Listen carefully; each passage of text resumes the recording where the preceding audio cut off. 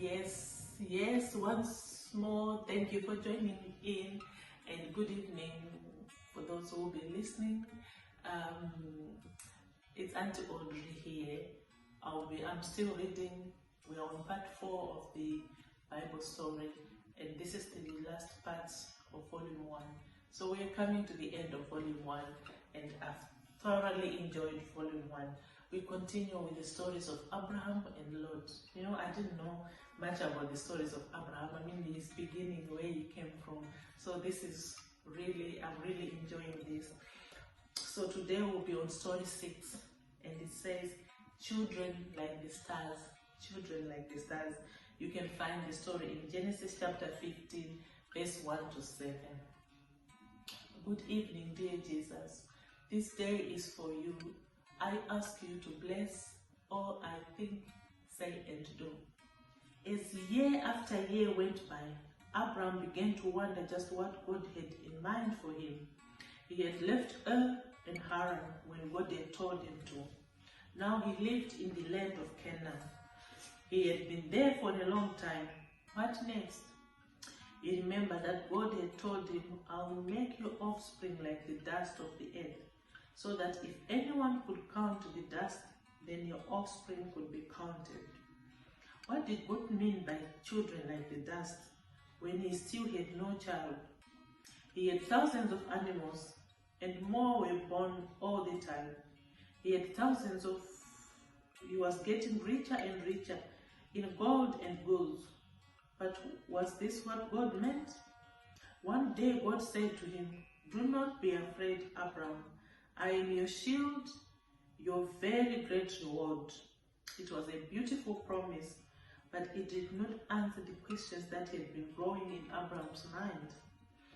Oh, sovereign Lord, he said, what can you give me since I remain childless, and the one who will inherit my estate is Eliezer of Damascus? Since Abraham had no son of his own, when he died, all his property would go to his head servant. God's answer sounded almost indignant. This man will not be your heir, not Eliezer, not this man from Damascus. Then who? Asked Abraham. Your own child, said God. Since it was night, God led Abraham outside into the darkness. Look up at the heavens, he said, and count the stars. If indeed you can count them, so shall your offspring be. Abraham looked above him. He saw all the twinkling pinpoints in the sky, each one a flaming sun far away in God's vast universe.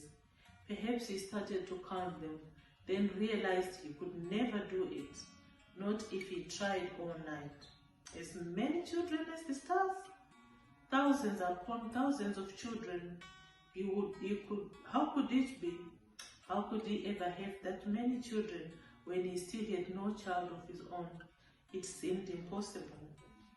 Abraham believed the Lord anyway, and the Lord credited it to him as righteous. Then God said, I am the Lord who brought you out of Ur of the Chaldeans to give you this land, to take possession of it. How shall I know? Asked Abraham, longing for some stronger evidence that this would really happen. God then gave him a sign to put his old heart at rest.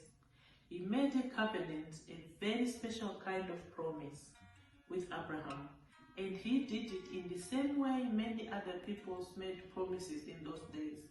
God told Abraham to kill a heifer, a goat, a ram, a dove, and a pigeon, and to divide each of them in half, except for the birds.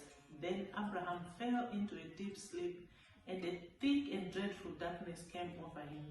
Soon he heard God's voice telling him about the things that would happen in the future. God explained that Abraham would have children. He promised that no matter what suffering they might have, God would always watch over them and would fulfill every promise he had made about them. When the sun had set and darkness had fallen, a smoking fire pot with a blazing torch appeared and passed between the pieces. This light symbolized the presence of God. By moving back and forth between those pieces of animals, God was saying, what I told you about your future is true. If it doesn't happen just the way I said it would, I should be cut up like these animals. How God tries to help us understand. He used this very ancient way of making a promise to help Abraham be very sure, deep down in his heart. Thank that God loved him. Abraham could count on God to keep his word. We can also count on God.